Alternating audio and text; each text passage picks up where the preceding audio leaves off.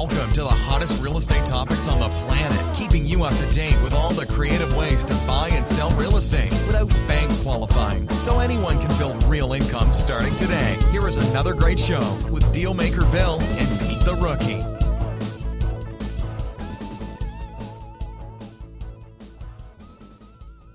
All right, here we are at another episode of Flipping Houses for Rookies, and I'm Bill the Dealmaker, and where's Pete the Rookie? He is on his way to an island. The Bahamas. He's been talking about it for a year. Awesome for him. Big goals. Yeah, it is. We had a little conversation about that the other day. Yeah. Yeah, now that he hit his goals, what's he going to do next? Right. So I helped him set a little bigger goal than, like, go to the Bahamas. Mm-hmm. I mean, that's fun to do and all that, but that's not a big goal. What do you think? Yeah, he needs more. That he can still keep that one there, but he needs to add some other ones. So, yeah, because otherwise he's done. Yeah, exactly. Cooked. Yeah, Finished. he's done. That's he's it. just in the pan frying. Yes. The fire's now in the pan with him. Yeah. So, but good for him. Yeah. Yeah. So, if you haven't listened to the last few episodes, Lisa is from here in Connecticut with me, and has, I think you said you've done about 20 deals. Mm-hmm. We have. And she owns her own business, and we've kind of I don't know how to call it. We've partnered up. We've ganged up. We're like you're doing some acquisition stuff for me now. Yeah, just doing some things together, so we can learn from each other. Yeah, you know? Exactly. We do our own thing, and then we do some stuff together, so it just balances. It's good. Yeah. It's actually real good, yeah, because one thing that I do know about this industry is it could get lonely. Yeah, it could get lonely. There seems to be a lot of people that want to do it, and a lot of people that talk about what they're going to do, but there's not always a lot of people that actually do 20 deals or 30 deals or 100 deals or whatever. Yeah, I agree. Those are not always the people you find first. All right, so today we are going to do episode number 55. 55. And although I don't advocate this very much, we're going to call the show Where to Get the Money. Where to Get the Money. I'm going to write it down here. And as you know, I am famous for doing all the other deals other than the flips. Although right now the only deals I'm doing, I have 6 of them with my daughter's property that are flips. Right. And that's mostly what you do, though, right? Is flips? It is mostly what I do. We do flips. We do some buy and holds, and we do wholesale as well. But yeah, we haven't done much with the slots or the lease options. So, so we're always finding money. Right. So that's why I thought it would be a good topic for you and I this morning, because I know you do a lot of it. Mm-hmm, I do. So. What I have done, I don't know how we're going to do this. I'm going to kind of put Em on the spot here. I have a report that I wrote. It's called the Private Money Formula. It's 2 pages. So I guess if somebody emails us, I can send it. I guess that's the best way to do it, Emma, right? You can make it a post. Yeah. You can scan it and post it right after the podcast. Yeah, I don't know if I want to do that. Okay, that's a good idea, but we'll have to talk about it. All right, so at this particular point, if you want the Private Money Formula that I'm talking about, you can send me an email at info@flippinghouses.club. That's info@flippinghouses.club, and I can send you the report. So it's nothing spectacular, but it's just a few steps on how to find money. Okay. So I haven't even seen it, so. Yeah, well, I hadn't. I totally forgot about it until just a little while ago, and I went on my computer and found it. So my computer's full of stuff like that. Yeah, exactly. 10 years I've been writing stuff and making materials, and mostly for my staff, people that work for me. I would just write stuff up for them, and then that turned into, in 06 or 07 or 05 or whatever, it turned into me owning a RIA and all that stuff. Good. Okay. All right. So I kind of wrote some notes here about how to find the money. So the first thing I'd like to talk about is that in my world, and I'd like for you to just give me your opinion about this, because it's good to have you here to do that. Okay. Money's second. Money is second. Deal is first. Yeah. Oh, yeah, Finding always. the deal. I mean, there's so many people, there's like myths out there, like I can't do this business because I don't have money. Right? That's one of the biggest myths. Right. Or I need money to invest. which I've talked about in past shows, it's a misnomer. I prefer you don't do it.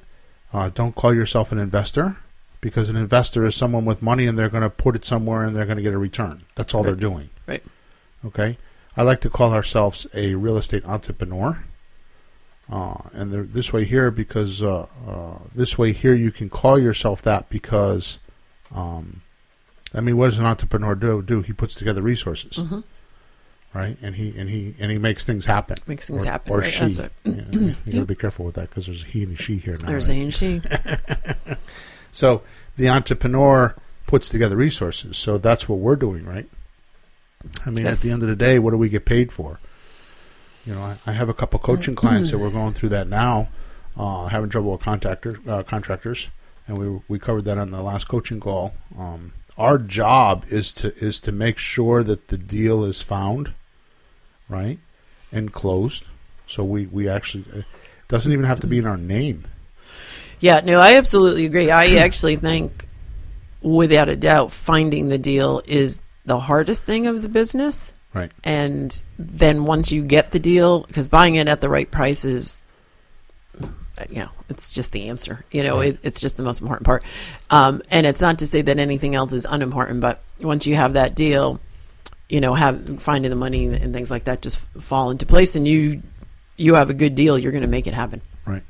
So You'll find the money. So deal hunting, that's why we spend so much time on it. Deal hunting is the most important. Totally and agree. we've talked about in the past shows that we're really not in the real estate business. Really what we are in is we're in the marketing business, and we're in the money business. Right. Right? Because you make money with money. Right. So, I mean, truly, as like a real estate entrepreneur or whatever it is, professional home buyers, like I say all the time, if I'm not finding deals and finding money, I'm doing the wrong things. Right. And that's not to say I don't do those things, because I do. You still have to run the company. You're still dealing with contractors and things like that. So I'm not saying those are the two things. You find the deal, you find the money, find the deal, find the money, and the rest, you could easily, it all falls into place, and you can get other people to help you with some of those other things too. But right. So deals and money. The main thing that I like to advocate is that there's three things you should be marketing for. You should be marketing for deals, you should be marketing for money, and you should be marketing for buyers or occupants. Yes. Because I say occupants because we sell on lease options. Yeah, that's right.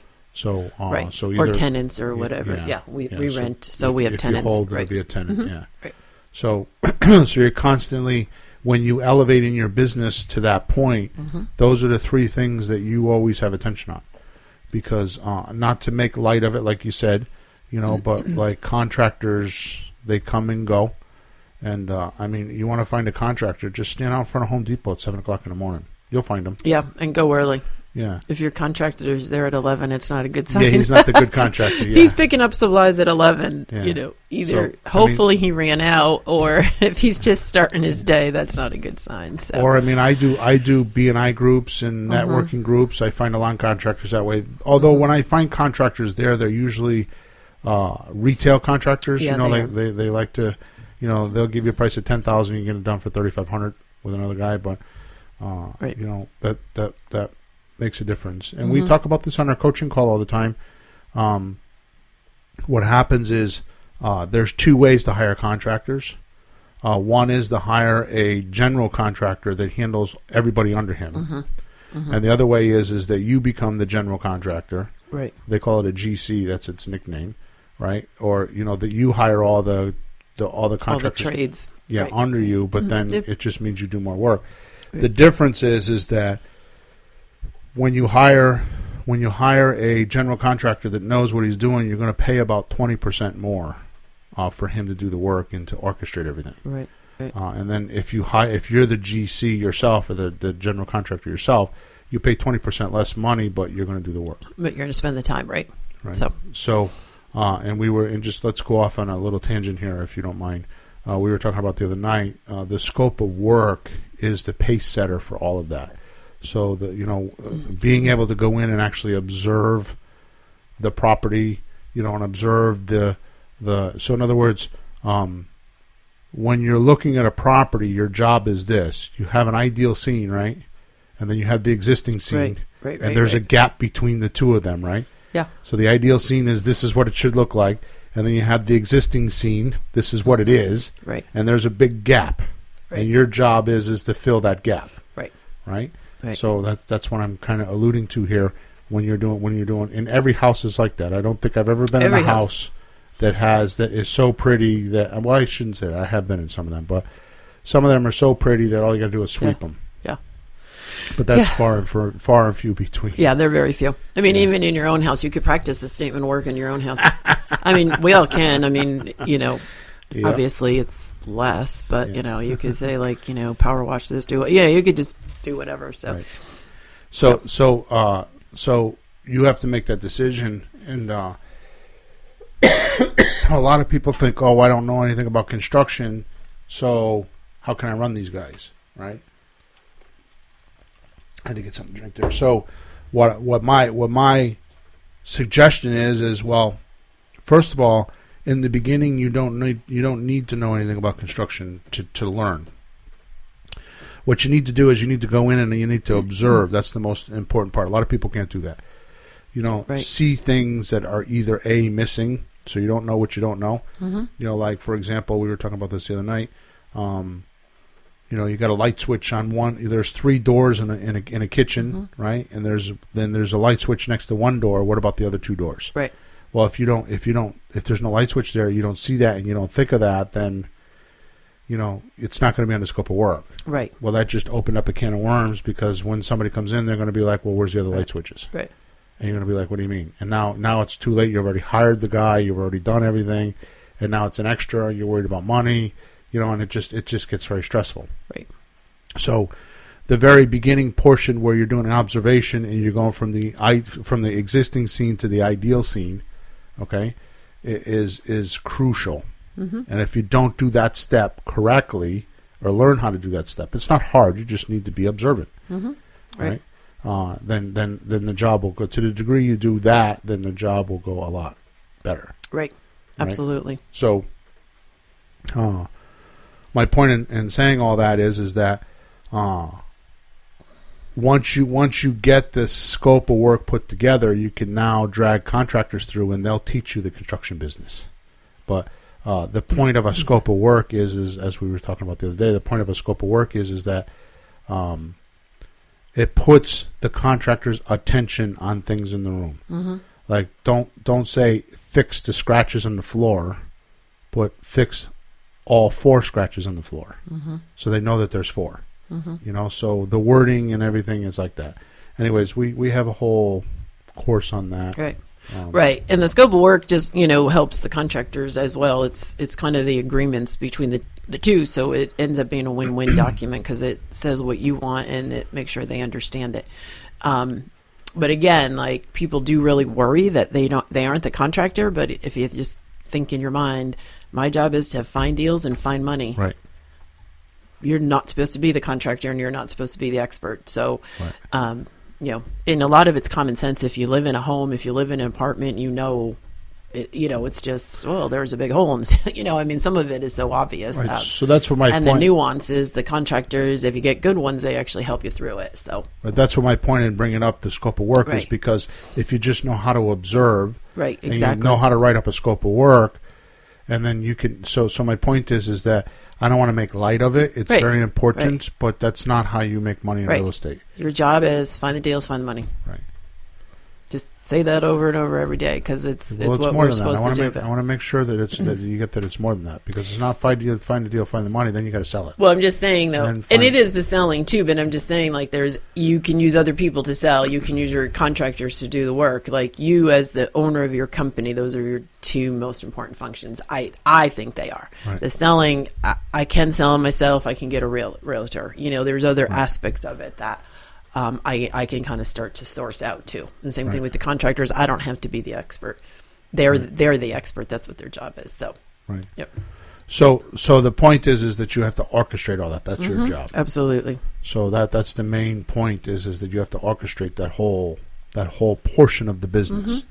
And I personally, I mean, if you listen to me enough, I think the business is simple once you learn how to deal hunt.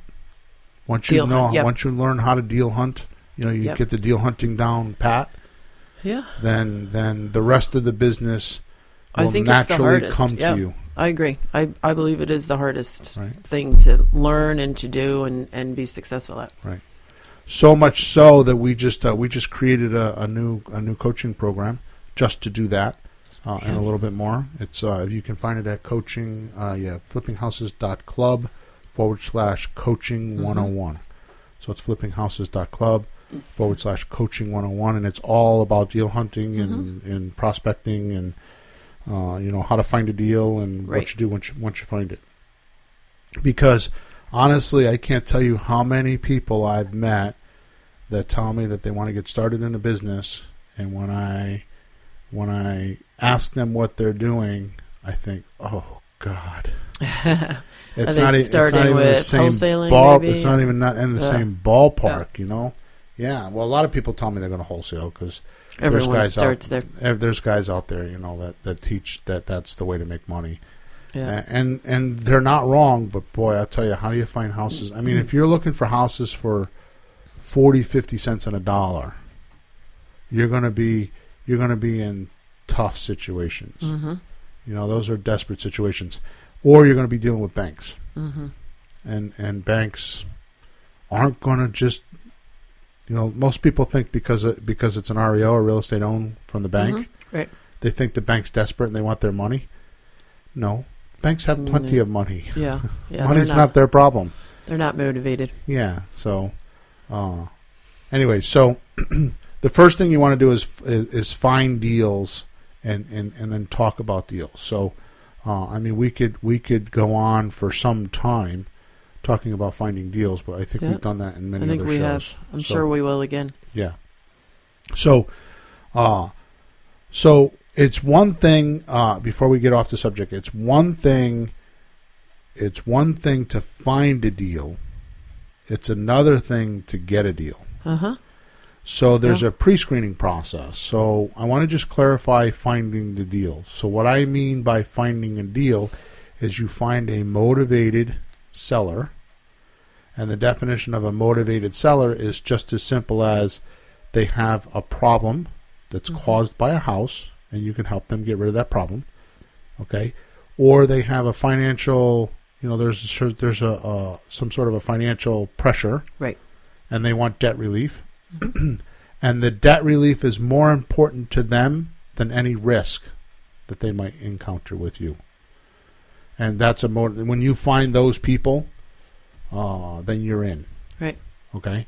So it's not just find a deal, it's find a motivated seller that is willing to at least listen to your terms. Right. Okay? Because what I do that I think is unique, I don't think it's unique at all, but a lot of people tell me it's unique, is I do cash deals, or what we call it's flipping houses. Flip it for your cash. Yeah. Right. So Yep. it's what You I buy call they're 12-month deals. Yeah. So you're going to buy them, renovate them, and sell them within a 12-month period. Mm-hmm.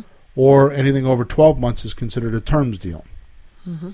So what makes me unique from what I'm being told, and now I get it, is I'm really good at the terms deals. Because I found out a long time ago that the deal hunting is the hardest part.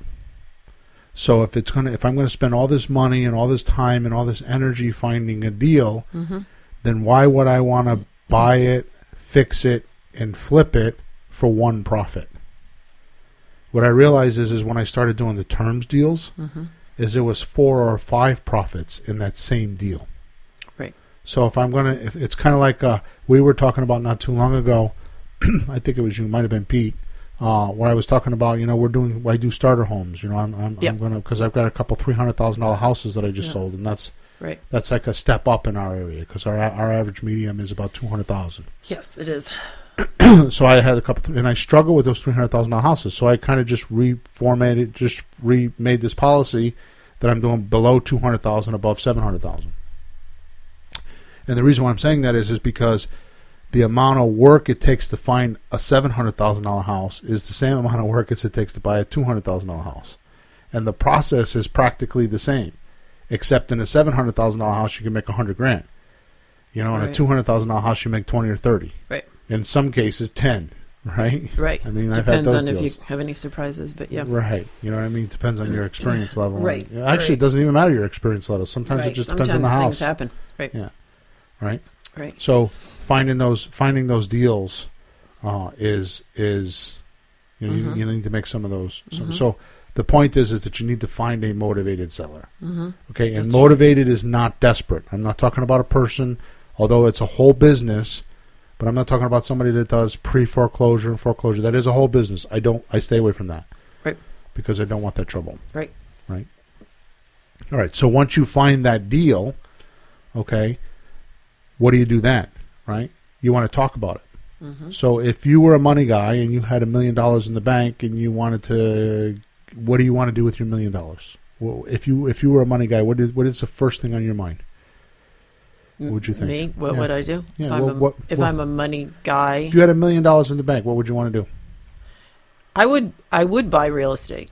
No. What's the first thing you want to do? I would go to the Bahamas with Pete. Yeah. All right. You really It's a mean trick second. question. You mean second?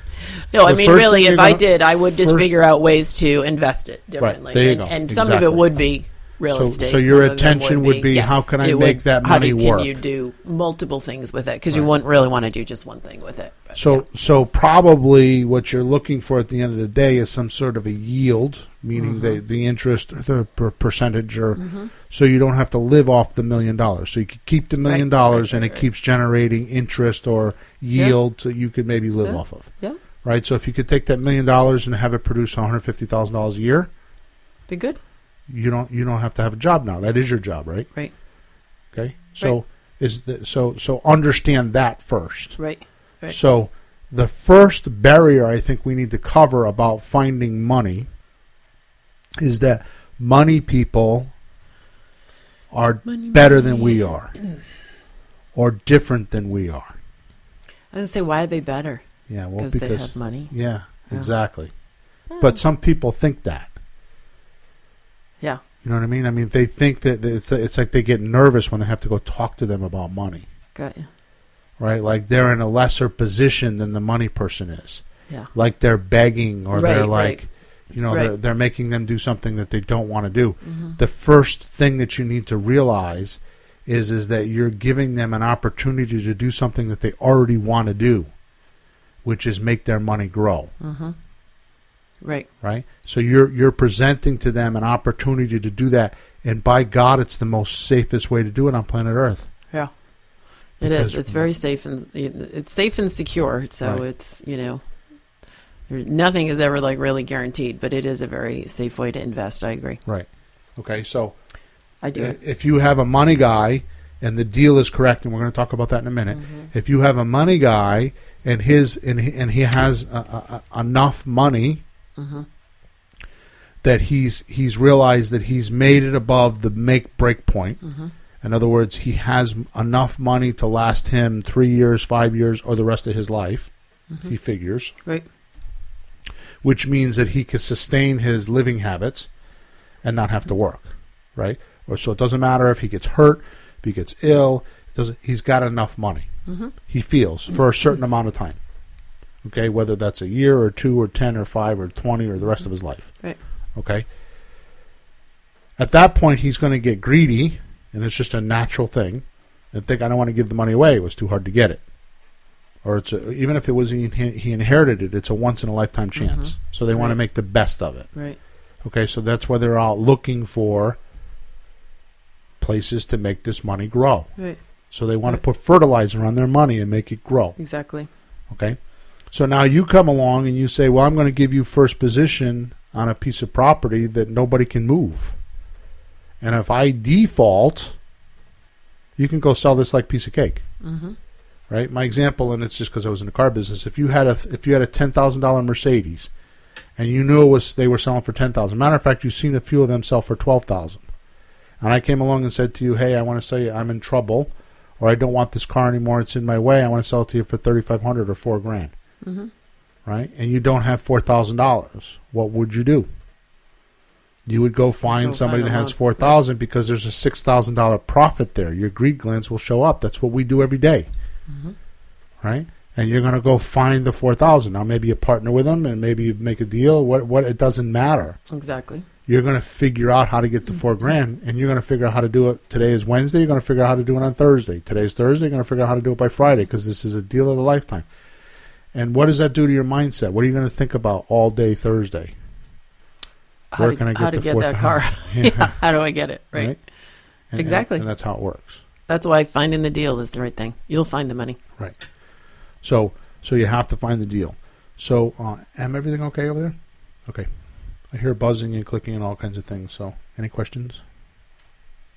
Any hearts? There is one question Uh-huh. from your eldest daughter, Oh, boy. Jessie Ray. Tell Hey, us, Jess. Lisa says that you have to put hearts there. You need hearts, floating hearts, flying hearts, whatever you can make She fly. knows how to do that. So it says, I know you speak with your money person. You offer them interest in points. Can you explain what points are and how they work? Yeah, I'm going to get to that in a few minutes. I promise. If I go there now, I think it'll just take us off topic. Well, it'll not take us off topic. It'll just be out of sequence. So just give me a couple minutes and I'll get to that. You're And not she getting said any. she's sending lots of hearts. She's sending Hearts. lots of hearts to me, but not you, because you're not Yay. answering her We're question. Not answering her question. We're going to get there. Then you'll get hearts. All right, so the sequence is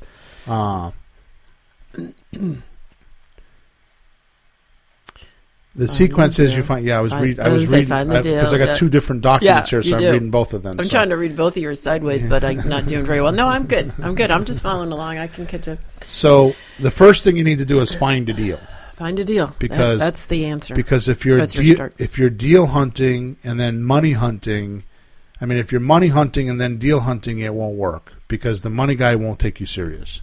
He'll take you when you say I'm going to invest in real estate. The first thing they think of is you're a wannabe. Mm-hmm. Okay, but if you, I mean, just think of me. I mean, why does anybody even listen to me? It's not because I'm the best looking guy in the room. It's not because I'm the smartest guy in the room. It's because I've done a lot of deals. Well, right now. Yeah, I'm the only guy in the room. Only guy in the room, so you win. There you go. There you go. But my point is that I've done a lot of deals. Right. So that's what attracts most people to this Right. podcast or whatever I do, and we talk about the deals all the time. Right. So why would that be any different if it's that way for you or for not you, but the listeners? Why would that be any different for the money guy? Right. Right. So the first thing you want to do is you want to get a deal or find a deal, even if it's not something you may be able to close on. I mean, if you think you have a shot of buying the deal, then go talk to them about that. Mm-hmm. Right. Okay? So that's the first thing. The second thing is that you're going to want to make sure that, and Peter came up with this, Kiyosaki wrote the what was that, the cash flow quadrant. Mm-hmm. And there's different mindsets, right? So I don't know. I should have pulled it up, but you could be like you could be an employee. You could work for yourself. You can have your own business, or you can be like an investor, right? Mm-hmm. I think those are the four quadrants, right? So Peter came up with an interesting observation that if you're an employee, right, and you want to lend, and you have a lot of money, and they want to lend it, they're going to have a different mindset than the investor guy. Or if they're self-employed. So you just want to make sure that your lender is educated. Mm-hmm. There's some sort of an education process there. Because otherwise what happens is they tend to go into, like, for example, I have a money guy that I'm dealing with right now. He wants to put a chunk of dough up, and he wants to be a hard money lender, not a private lender. We're going to explain that in a minute. Mm-hmm. And what is the first thing he did? He went and hired a banker to run the portfolio. He's got some friends, so what he wants to do is put up the money. He wants people like me to bring him deals, and he wants the banker to do the transaction. And then bring it to him and say, here's what I got. Should I do it or shouldn't I do it? Will you give me the money? What do you think is going to happen to that guy? He's not going to make it. He's not going to make it. He's not going to make it. Right. Because already he's giving me stipulations that I don't like. And I know this guy, so I'm going to pull him aside and I'm going to be like, dude, I know what you're doing, but Right. it's your money, you do what you want. But I'm going to tell you, I've got a loan with him. I have a loan with him right now, and if he changes the way he's talking, I won't come back. I have two hard money lenders right now that I'm dealing with. That once I do my deals, I won't go back because I just don't like the way they're dealing with me. Huh. Yeah, I actually have a very good hard money lender that I really do like. So, but I do primarily, I've built up enough private lending that I primarily use that right now. So, Right. which is great. So, Which is good. so I want to emphasize that, and then we'll move on. Okay. Yeah. So go I want to ahead. emphasize the part where my attitude, because it is a big attitude. I have a big, when it comes to money, I got a huge attitude. Here's my attitude. You do what I do. You figure out the deals, and you do the deal structuring, and you sit in the houses at 8 or 9 o'clock at night, or on Saturday mornings, or Sunday afternoons. You do all of that, and you negotiate the deal. Then you can come talk to me. Yeah, right. It doesn't take a genius to say, here's a check for $100,000. I mean, they could have won the lotto to get that money. It doesn't take a genius to do that at all. So I make sure the money people around me are educated to what I do, because who's producing their yield? I am. Right. Yeah. And we do that. We definitely educate them on what we do, and we also educate them on the process, because most of them don't really know Right. the process, because Exactly. you know, they don't know that their money is secured by the house. They don't really typically know that there's a mortgage deed and Right. you know, things like that. And you know, worst case, they would have to, you know, sell the house, but you know, we even walk them through that, because it's, you know, selling of a house, it's not you know, that big of a deal, but you don't want to ever really, you know, spend too much time on that. But they just have to understand that you have to I think it's our job to educate them on how this works. Exactly. And it builds your credibility just talking to them about it. You know, here's the deal, here's the market. Like we spend time on the property, we spend time on the money process. We spend quite a bit on the terms, you know, what the terms are, and they vary from, you know, deal to deal and person to person. So, so all that's important. Yeah. So what you're saying, what I do when I do that is like, here's what I normally do. I tell them, here's what I normally do. And I tell them point blank, if you can do that, we have business. If you can't, I understand. I have other people that I can go to. So I reverse the flow. What I do is I reverse it to, like, if you want in, I'll let you in. Like this, like, and really, honestly, it's such an arrogant thing to do. But if you don't do it, it will eat you alive. I'm telling you. I like, you want into the secret club? Because obviously, I mean, I got 6 houses right now. I've done 100. I think I've done 150 houses or more at this point. I haven't counted. Yeah. I've done a lot of houses. So where are they going to take that $1 million or that money they got in the bank and make it work? Is because I'm giving 9% money. Where are they going to do that? Right. I mean, my lenders, some of them are I relatives. give more than 9. Yeah, my lenders. We'll change that. My lenders. No, I want my lenders.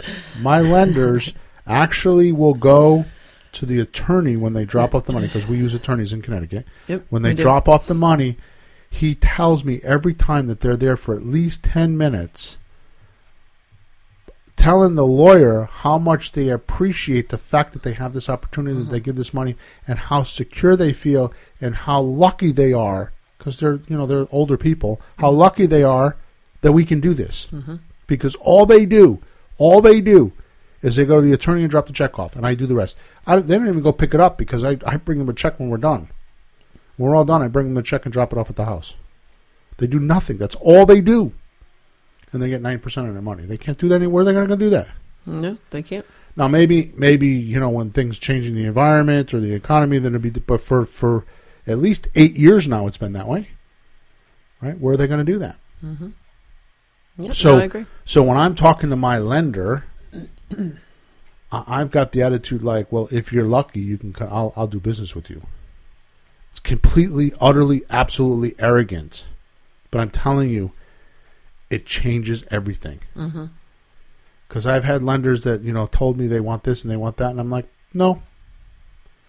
Well, yeah, I probably don't do that. Like, if you're lucky thing, but that's just me. But I really do. That's why you're not paying 9%. That is, yeah. No, I don't pay 9% because that's our strategy. Like, I want people in. I want them in for the long term, because really, I want them I want them to be that loyal that from house to house, their money just rolls from house to house to house. So I have that it at is 9%. Yeah. No, so it's all right. Everyone does it all different.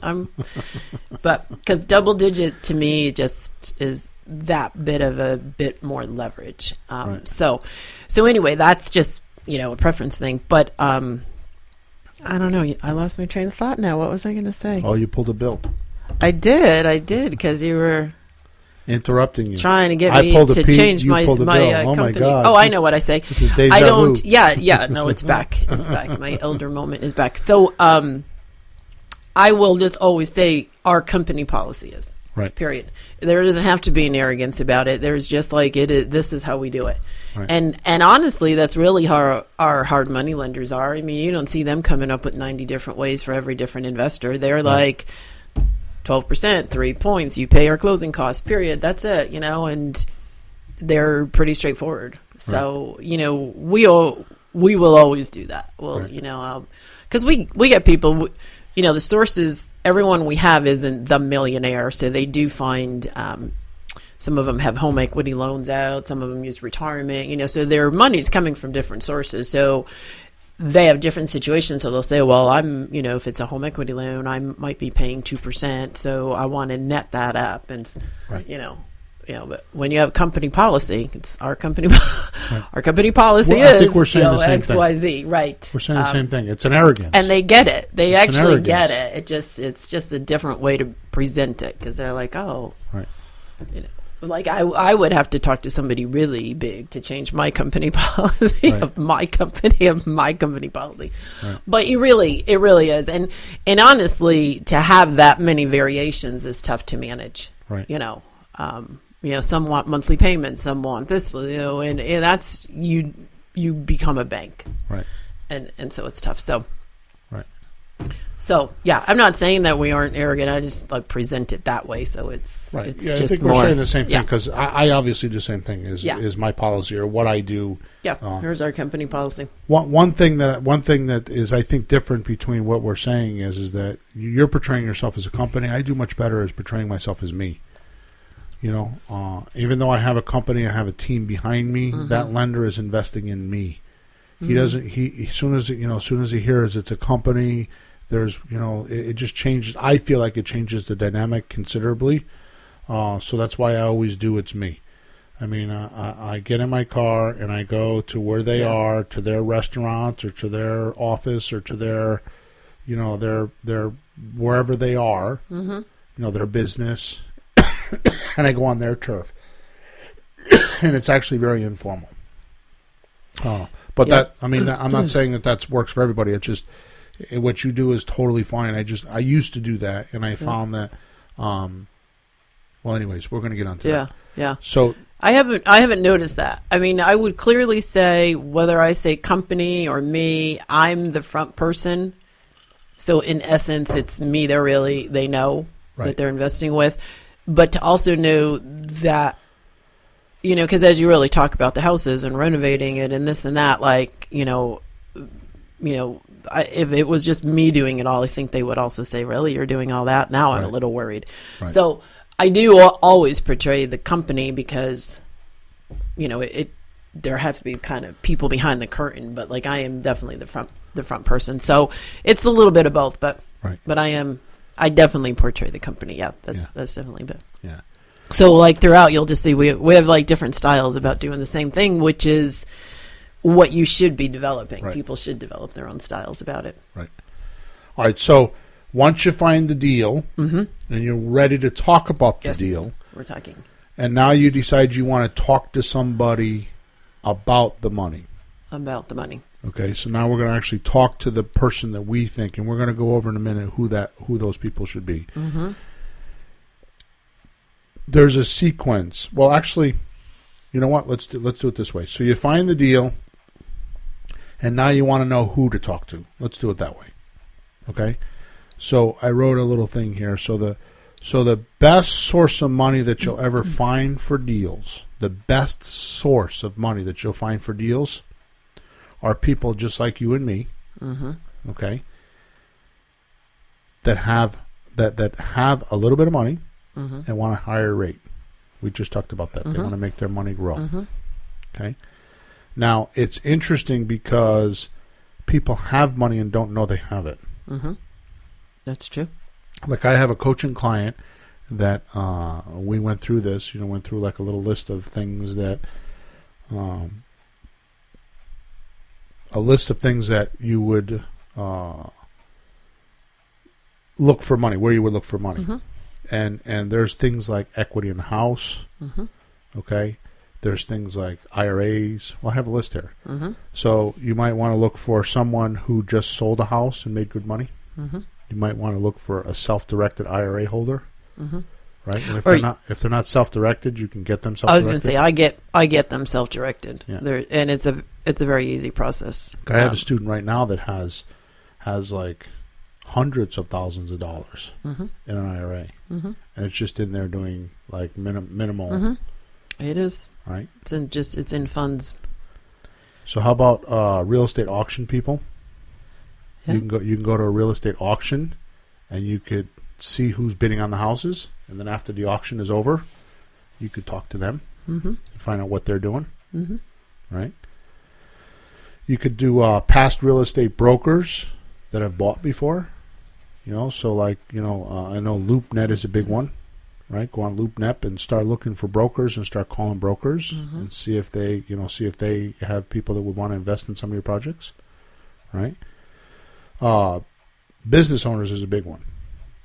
A lot of business owners will have capital and they want to grow it. They okay, will. and they're the right mindset. Right. And even talking to all those people, because I know your example was a millionaire, and I don't think I know anybody with $1 million in the bank. They might, but even as you talk to people, I always explain it, and I'll always say, do you know anybody that would be interested in something like this? As if it's like, hey, you're looking for a referral.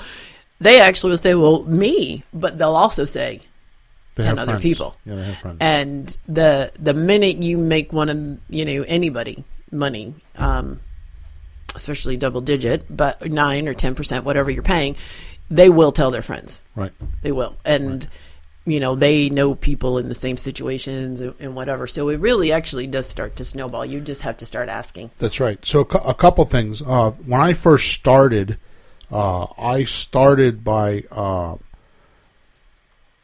I called my attorney because I realized that guys that have money that are lending it already use an attorney to write the notes. They don't do anything without the attorney, because we're going to talk about that in a minute. What to talk about to them first, okay? But the attorney, will not give you a name, but they'll give you 3 or 4 names. Right. So it's, so you just ask your attorney who you write notes for. Can you give me names of those people? Now, if you have a title company, you could do the same thing with a title company. Just ask them who writes a lot of notes. Right. And give me their contact information, Right. and then just Right.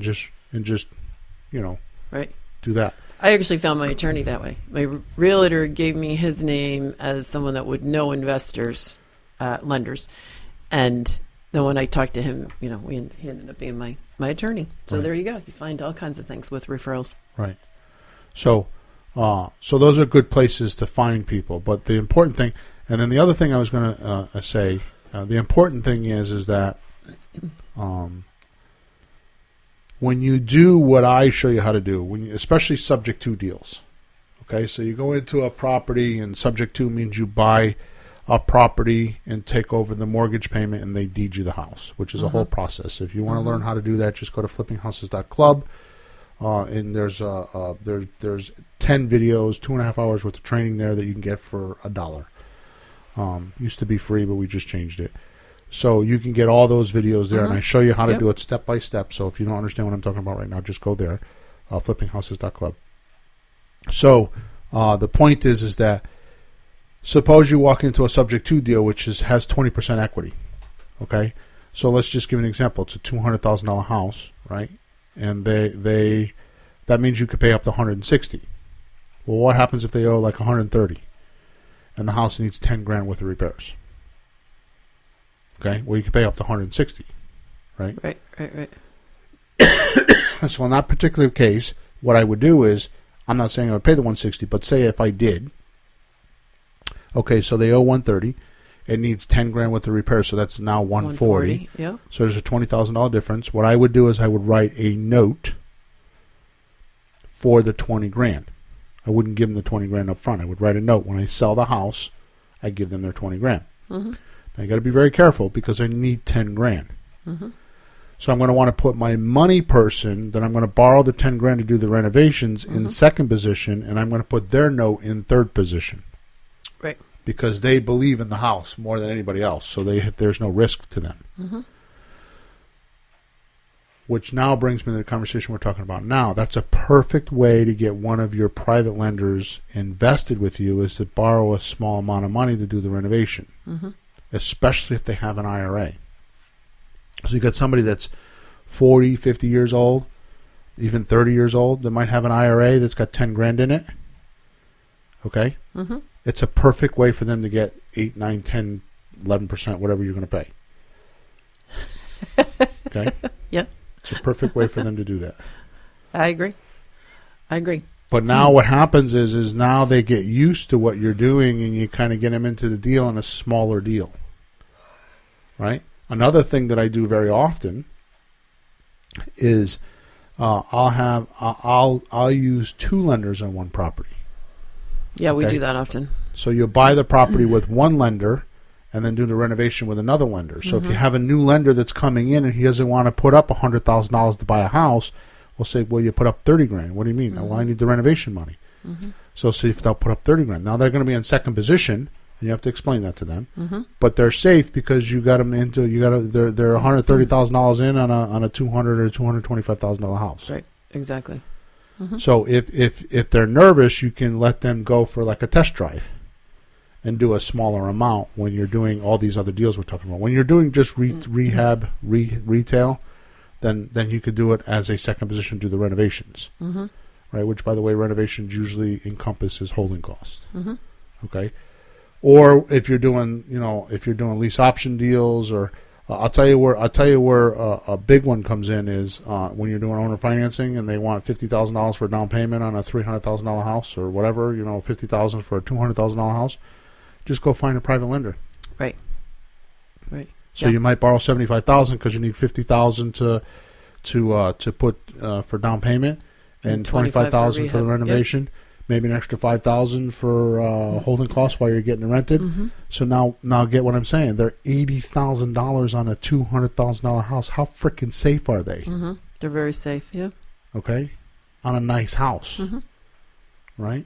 Yep. So that's why you want to find a deal so you can talk about these things. But there's more than one way to get them warmed up. Right. That's right. And like you were saying before, you have to educate the buyer.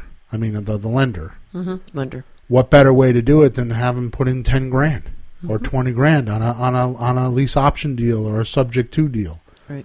Or one of those kind of deals, or have them come in second position on a renovation. Right, I agree, and a lot of our lenders do start small. Yes. So I'll always have some that will be the first position, and they're the higher lending amount. And then if it's a new lender, I'll usually do the rehab with a smaller part. I do try not to have like 5-6 people in one property because again, it's just an administrative nightmare. But we call it a pig pen.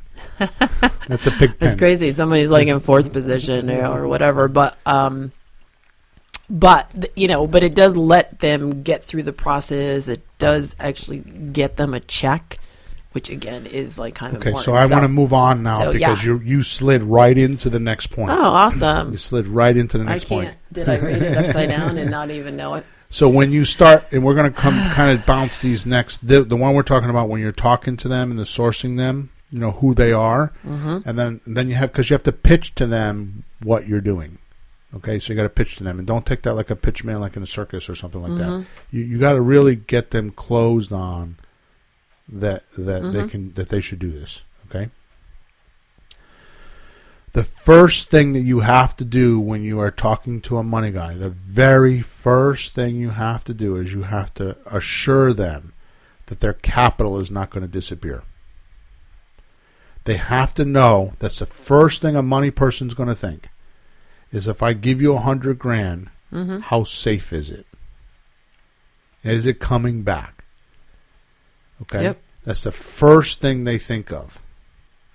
Okay?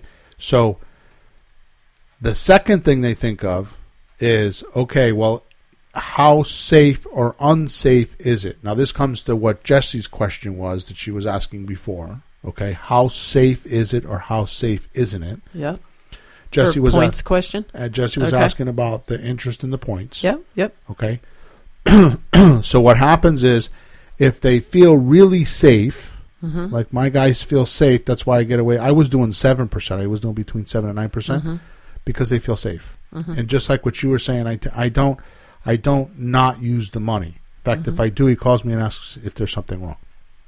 So I take it from one house, I'll close, I'll put it back in. It might be there for 3-4 weeks at the most, and I'll use it again. I'll Right. re-employ it. Right. So to him, it's an annual percentage rating because a 9% is annual percentage rating. Yep.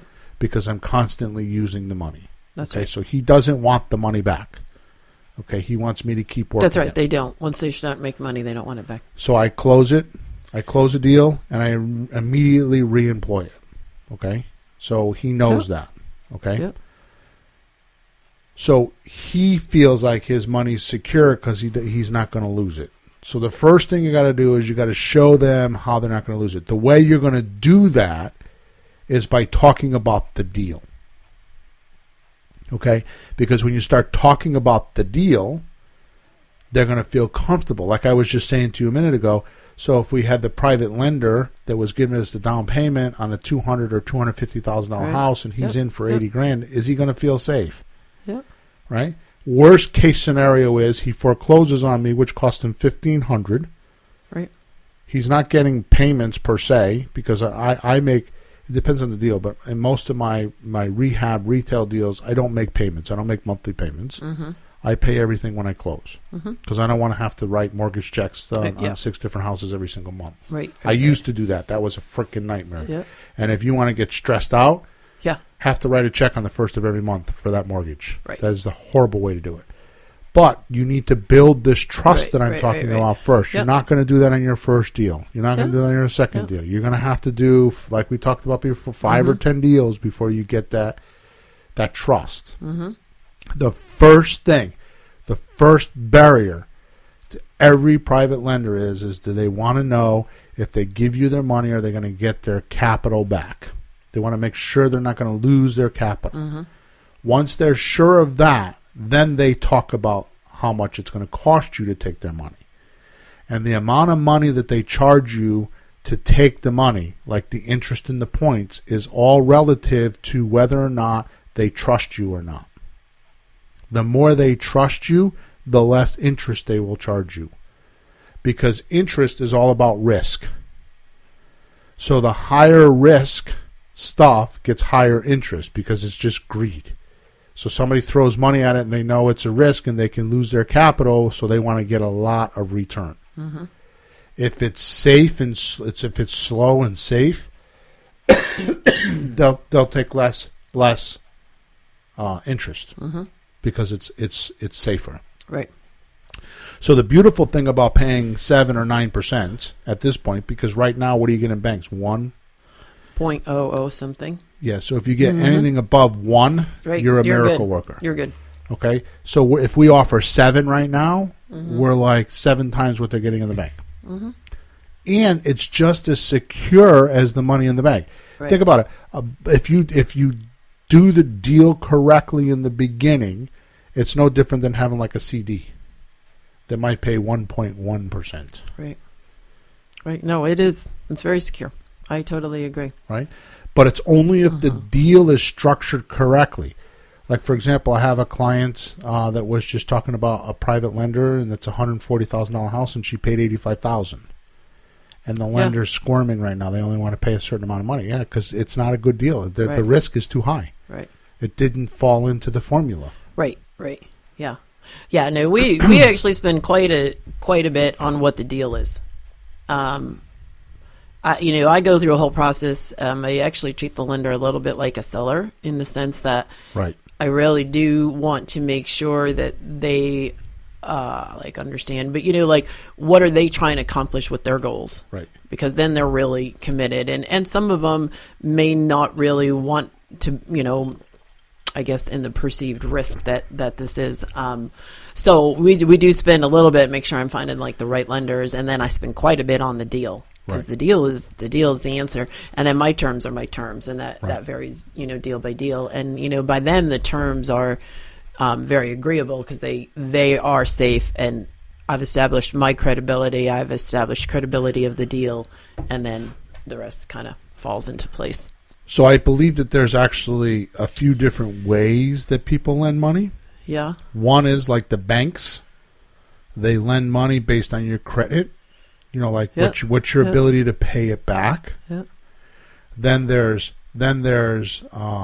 asset lending. So it's like you don't really need credit. It's like that's what hard money lenders do. It's like, if you don't pay me, I'm taking the asset back. I'm getting my capital back. Mm-hmm. And then there's private lending, which to me, private lending is a relationship. They're giving you the money and trusting you. Mm-hmm. And there's a difference. And it is backed by the asset. They just don't analyze the asset the way a hard money lender does. All the asset does is make them feel comfortable that you're telling them the truth. That's all it does. Well, it is backed by the asset. It is backed by the asset, but it's the only reason for it, in their mind, the only reason for it is that that you're telling them the truth and they feel a little safe. Yeah. But they're buying you. But they are. But it is nice that I think most of the lenders feel very good about there is a tangible asset attached to it. They could drive by it if they wanted to. You know, I mean, it's not, you're not buying a swap. I've actually had lenders come through that. I have a lender right now. Before and after. I actually have a lender right now. I have 4 houses with that lender, and he actually asked me, I think maybe 5 actually, 4 I think. And he actually asked me the other day how many houses I had with him and where they were. I had no idea. Right. He had no idea. Right. Yeah. None. So, I mean, I understand that it's different levels, so I understand that what you're saying is at one level and what I'm saying is at a different level, and then the people that are listening to the call would be another level. Yeah, everyone's at a different level. But I'm telling you that when you get real private lenders, they're giving you the money, and the fact that there's an asset attached is just a bonus. Right. That's not, they're not lending the money like, it's just a bonus. They're lending you the money because they believe in you and they rely on you because you are going to do what you say you're going to do, and you're going to protect their money with your life. Right. That's right. Right. Now, the difference between a hard money lender is not going to do that. So a hard money lender doesn't know that. He's an asset lender. So what that means is that he doesn't know you. So he feels like there's a risk. So he's going to be the guy that's going to charge 12 or 14% interest. And then they're going to charge points. Points, yep. The reason for points. Now, points are nothing but interest. So here you go, Jess. If it's 2 points, that means it's 2% interest. Yeah. But here's how it works. Because the 12% is APR, which is annual percentage rating, that means that they have to lend you the money for 12 months to get the 12%. Okay? Yep. Which, by the way, why do they pick 12%? Do you know why they pick 12%? 12 months in a year. That's right. It's 1% a month. So it's easy math because back in the day when it wasn't as popular as now, it was easy to calculate. Okay, so 1% a month. Okay, so they pick 12%, but that's annual. So you have to go 12 months to get to 12%. Right. So some guys feel like what happens, some guys like you and I have done, you'll renovate and flip in 4 months and they don't get 12%. Right. That's why I laugh when I hear people say, I'm not paying 12% for hard money. Okay, well, did you take the house for a year? If you're a good flipper, you won't pay 12%. You're only paying 12% APR. Right? So it's got to go all year to pay the 12%. You're not actually paying 12%. You're paying whatever, you know what I mean? Yep. Okay, so that's the first thing. So the second thing is because there's not enough, it's not worth it for them to lend you the money for 4 months. Yeah. They put the points in there. So that they can at least make a certain amount of money, right? Yeah. For lending you the money. That's right. So if you don't perform over the 12 months, then they get 4 months at 12%, whatever that is. So it's actually 4% because if it's a percent per month, it's 4%. Plus they got the 2%, so they got 6%. So the points are there, but the points are there for 2 reasons, actually 3 reasons. Number one.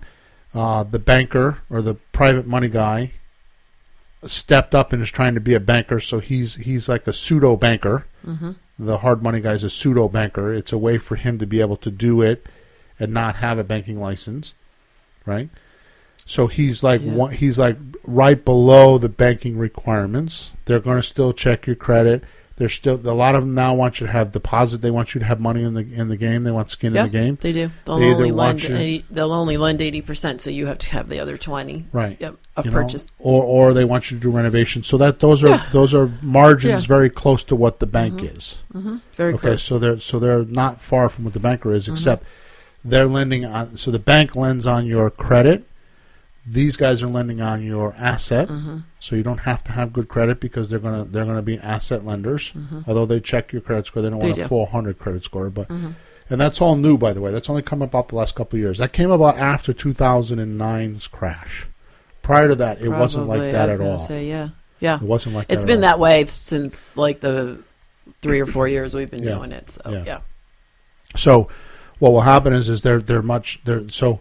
The private lender, the hard money lender is much like the bank, okay, and they're going to ring you out, and you are going to have to, in the beginning, you are going to have to use those guys. You're going to have to pay the money and use those guys.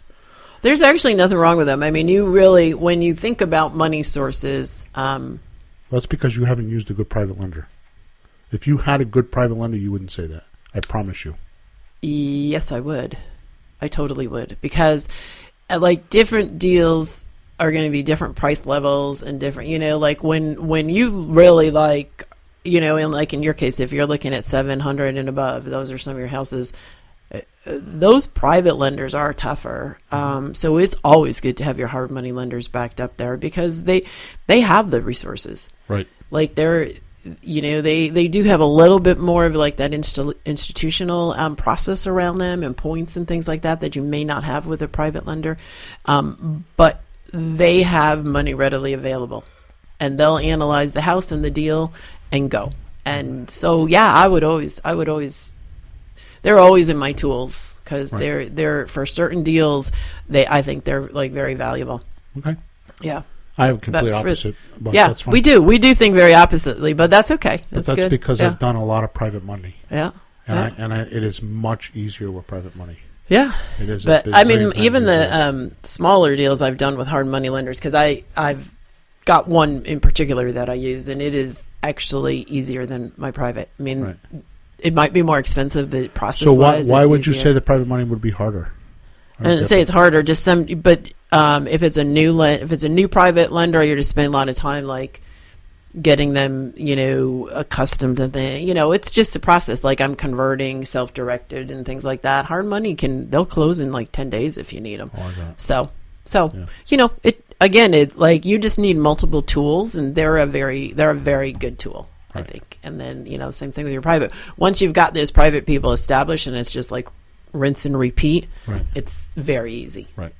But so it depends, we've had times where early on we've had multiple houses and they were privately funded, so we're using hard money, so I would definitely use them again. I don't right now, but I would if I need to.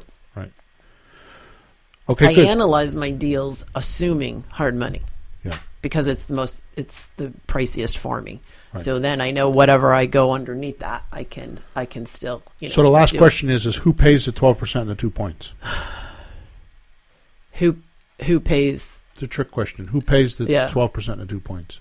If it's a hard money lender? Yeah. Who pays it? Well, I mean, it would typically be the buyer unless you're going to go back and find another lender to lend you the money to buy that or something. But so my answer is it's the seller that's going to pay for it.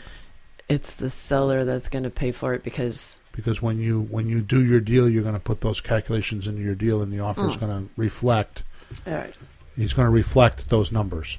So when I hear somebody say, "Oh, I wouldn't pay 12%, I wouldn't use a hard money lender," they're tripping over dimes to get to the dollars. They don't get it, because if you have formulas like we teach you and you do the things that we teach you, then those numbers are already in the calculations, and it allows you to go pay that money. Right. So when you and I are talking about talking about how we would use private money. If you're paying 12% and 2 points, what are you paying? Hard money is 12 and 3. So 12% and 3 points. Yep.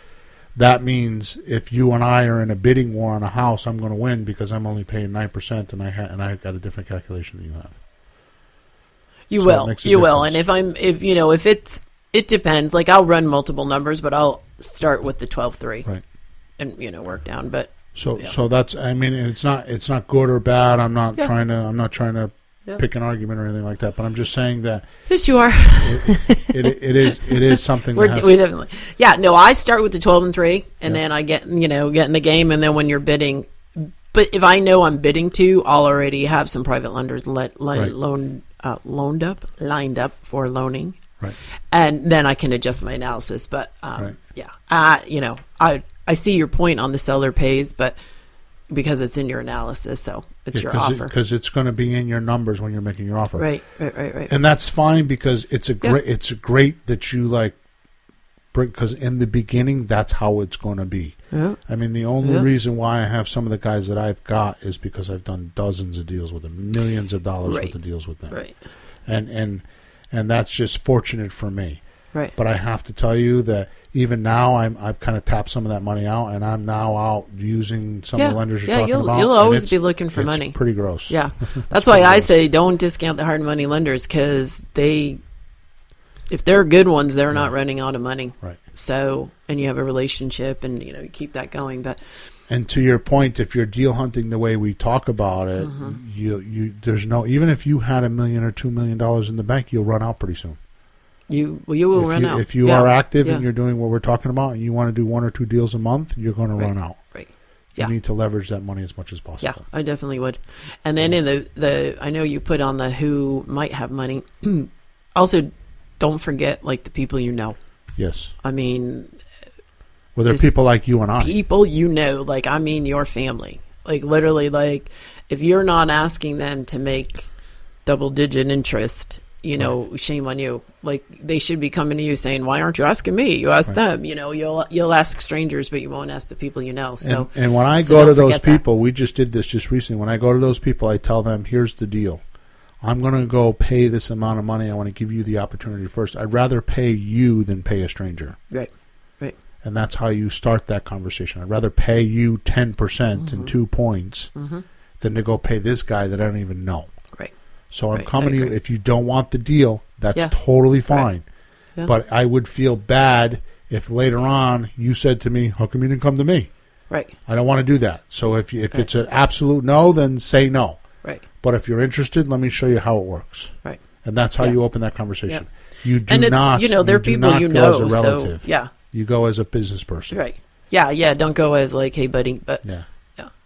But Yep. you go as I have this business opportunity.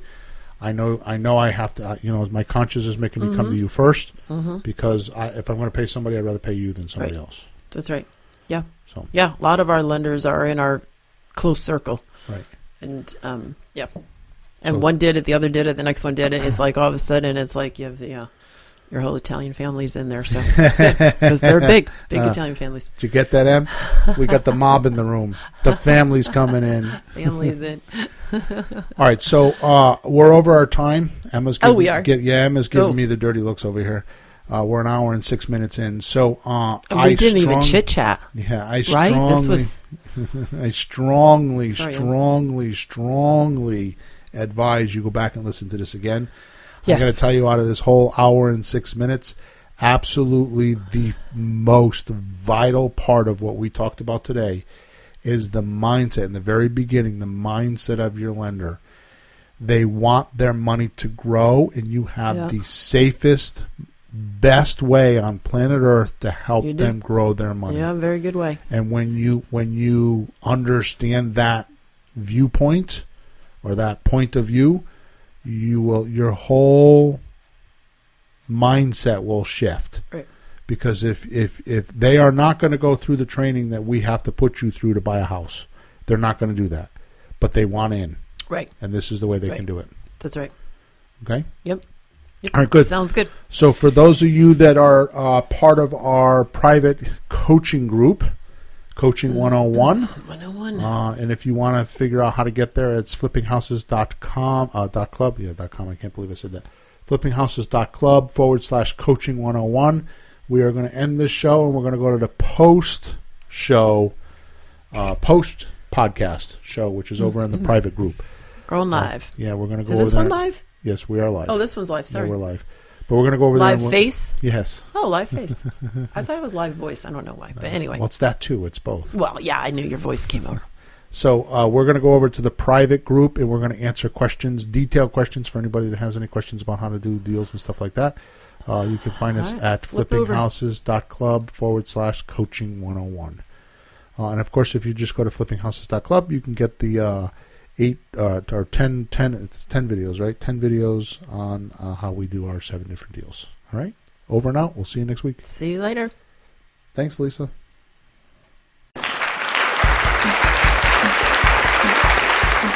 Thanks for tuning in to the hottest real estate topics on the planet with Bill and Pete. If you want to continue learning how to buy and sell real estate without money or credit, head over to flippinghouses.club for some cutting-edge real estate wealth tools. Or contact us at info@flippinghouses.club.